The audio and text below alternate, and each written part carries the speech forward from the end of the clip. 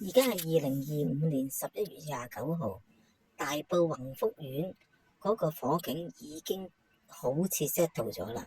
咁如果而家係嘅居民面臨咩問題呢？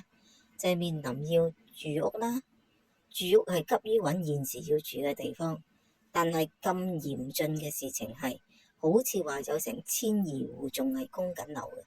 咁供緊樓嘅人供好定唔供好呢？呢個係另外一個諗法。如果唔供，係咪會收樓咧？收樓銀行收就有嘅收啦，都冇用噶啦。但係會唔會影響你嘅信貸評級呢？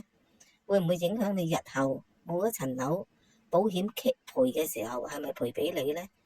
一連串嘅問題，有冇專家可以喺留言度分享，等大埔嘅居民得多啲資訊呢？多謝各位。